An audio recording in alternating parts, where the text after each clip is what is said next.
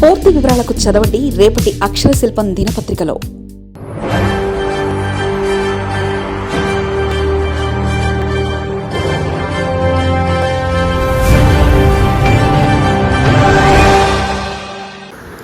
Iraq ముగిసింది, Iran ఎప్పుడో.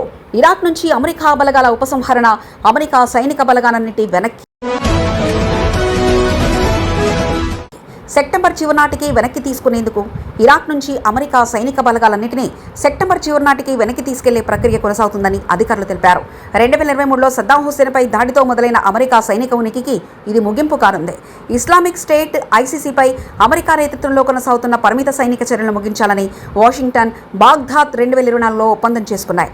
గత ఏడాది ఇరాక్లోని చాలా ప్రాంతాల్లో ఉన్న స్థావరాల నుంచి అమెరికా బలగాలు వైదొలిగిపోయాయి. అయితే ఉత్తర ఇరాక్లోని స్వయం ప్రతిపత్తి కలిగిన కుర్దిష్ ప్రాంతంలో మాత్రం కొంతమంది సైనికులు కొనసాగించాయి. ఫిబ్రవరి 28న అమెరికా, ఇజ్రాయెల్ కలిసి ఇరాన్పై యుద్ధం ప్రారంభించినప్పటి నుండి అక్కడి స్థావరాలపై తరచూ దాడులు జరుగుతున్నాయి.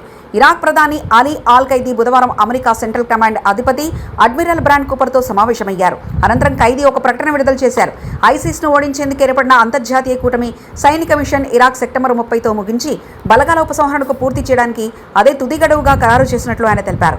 సెప్టెంబర్ 30 నాటికి ఇరాక్ నుంచి అమెరికా బలగాల ఉపసంహరణ పూర్తవుతుందని అమెరికా అధికారి ఒకరు ధృవీకరించారు. అయితే ప్రస్తుతం ఇరాక్లో ఎంతమంది అమెరికా సైనికులున్నారు, వారికి ఎక్కడికి తరలించాలన్న విషయాలను వెల్లడించేందుకు ఆయన నిరాకరించారు. ఐసిస్ను ఓడించడంలో అమెరికా, ఇరాక్ కూటమిలో భాగస్వామ్య దేశాలు గొప్ప విజయం సాధించాయి.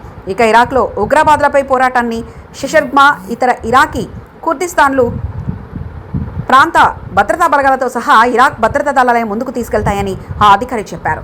ఎర్బిల్ నుంచి అమెరికా సైనికులు సైనిక సామగ్రిని తరలించే ప్రక్రియ సుమారు 3 వారాల కిందమే మొదలైందని ఇద్దరు ఇరాకీ కుర్దిష్ అధికారులు తెలిపారు. అయితే బహిరంగంగా మాట్లాడేందుకు అనుమతి లేకపోవడంతో వారు తమ పేర్లు వెల్లడించలేదు. 2007లో తిరుగుబాటుదారులపై చర్యలు ఉధృతంగా సాగిన సమయంలో ఇరాక్పై అమెరికా బలగాల సంఖ్య 1.70 లక్షల పైగా చేరింది. 2011 డిసెంబర్లో చివరి పోరాట బలగాలు అక్కడి నుంచి వెళ్లిపోయాయి. అయితే 2014లో ఇస్లామిక్ స్టేట్ ఉగ్రవాద సంస్థ బలపడింది.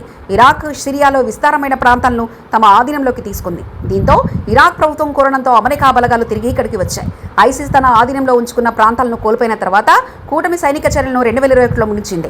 ఆ తర్వాత ఇరాక్ సైన్యానికి శిక్షణ ఇవ్వడం, ఐసిస్పై చర్యల్లో సహకరించడం కోసం అమెరికా సుమారు 2500 మంది సైనికుల్ని అక్కడ కొనసాగించింది.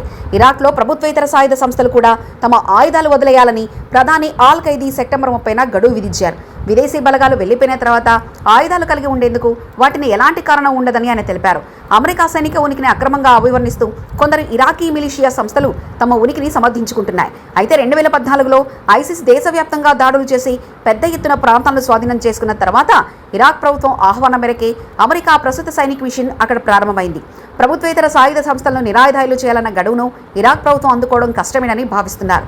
ఇరాన్ మద్దతు ఉన్న దేశంలోని అత్యంత ప్రభావశీల మిలిషియా సంస్థలు కొన్ని తమ ఆయుధాలకు వదిలే ఉద్దేశమే లేదని ఇప్పటికే స్పష్టం చేశాయి.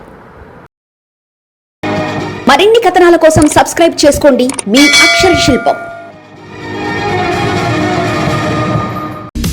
పూర్తి వివరాలకు చదవండి రేపటి అక్షర శిల్పం దినపత్రికలో.